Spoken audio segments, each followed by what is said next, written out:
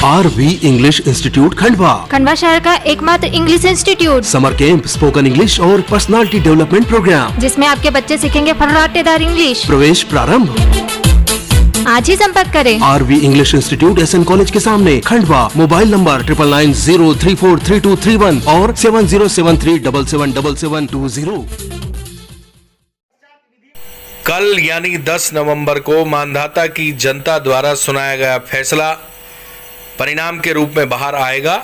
दोनों दलों के प्रत्याशियों को आज SN कॉलेज में निर्वाचन आयोग खंडवा की टीम द्वारा ट्रेनिंग दी गई ताकि किसी प्रकार की विवाद की स्थिति निर्मित ना हो सके।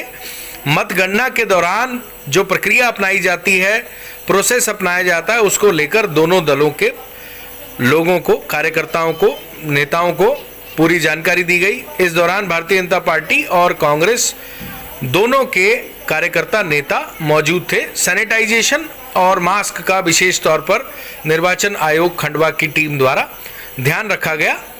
आप देख सकते हैं कि जो जिलाध्यक्ष बीजेपी हैं उनको उनका सैचुरेशन लेवल चेक करते हुए, मास्क बांटते हुए टीम दिखाई दे रही है।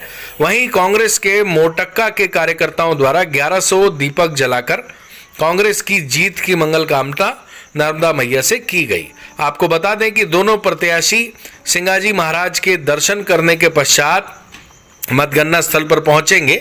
जनता का फैसला क्या होगा, किसके सिर पर जनता ताज पहनाने वाली है, कल यह आपको जानकारी मिल जाएगी। इन दोनों को जानकारी मिल जाएगी। कार्यकर्ताओं, दोनों पार्टी के कार्यकर्ताओं में से एक पार्टी के कार्यकर्ताओं को जश्न मनाने का मौका जनता देने वाली है और दूसरों को अगले बचे हुए सालों में सेवा करने का मौका देने वाली है। हालांकि जनता दोनों को सेवा करने का मौका देगी, एक को ताज पहनाकर और दूसरे को सेवा विपक्ष में रहते हुए करने का मौका जनता देने वाली है।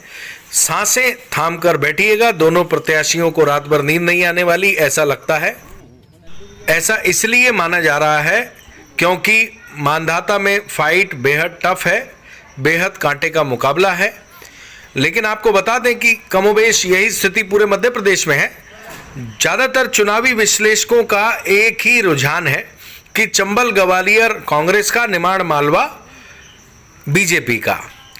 बात अगर निमाड़ मालवा की कहें तो यहाँ बीजेपी ज़्यादातर जगह स्ट्रांग पोजीशन में नज़र आ रही है और चंबल ग्वालियर भिंड मुरैना की बात करें तो वहाँ पर कांग्रेस बेहतर स्थिति में नज़र आ रही है।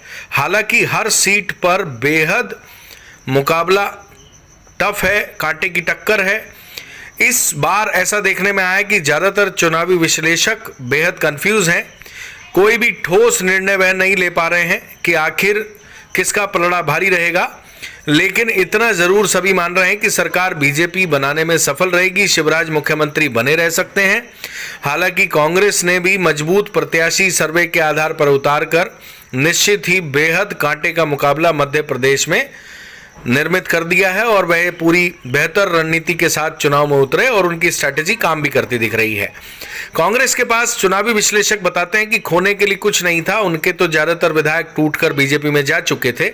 ऐसे में जितनी भी सीटें कांग्रेस पर आएंगी, कांग्रेस के पक्ष में आएंगी, कांग्रेस के खाते में जाएंगी, वह कांग्रेस का गेन नहीं माना जाएगा। कुल मिलाकर कांग्रेस बेहतर परफॉर्मेंस ओवरऑल करने वाली है क्योंकि ये ज्यादातर लोग कांग्रेस छोड़कर बीजेपी में जा चुके थे। जहां जहां बीजेपी हारेगी वहां कांग्रेस फायदे में तो है ही। निश्चित ओवरऑल कांग्रेस के पास खोने के लिए कुछ नहीं, पाने के लिए बहुत कुछ है।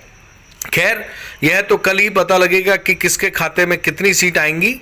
ज़्यादातर चुनावी विश्लेषक 15 से 20 सीटों के बीच में बीजेपी को दे रहे हैं। हालांकि कुछ इसके उलट दे रहे हैं, 15 से 20 सीटें कांग्रेस को दे रहे हैं, कुछ 8 से 12 सीटें कांग्रेस को दे रहे हैं, 15 से 20 सीटें बीजेपी को दे रहे हैं। निमाड़ मालवा की ज़्यादातर सीटें बीजेपी के सपोर्ट में आती दिखाई दे रही हैं, ऐसा चुनावी विश्लेषकों का मानना है। चंबल ग्वालियर भिंड मुरैना कांग्रेस के पक्ष में जाती दिख रही है और निमाड़ मालवा बीजेपी के पक्ष में आता दिख रहा है। लेकिन असली जो फैसला है जनता का, वह कल दोपहर के बाद तक लगभग क्लियर हो जाएगा। हालांकि इतना चुनाव का जो मुकाबला था वह कश्मकश भरा है कि आखिरी राउंड तक फैसला भी आ सकता है। इस बार चुनावी विश्लेषकों का ये कहना है कि एमपी की ज़्यादातर सीटों पे जो जीत का मार्जिन रहेगा वह कम रहने वाला है, जो अपने आप में एक इतिहास बनाएगा।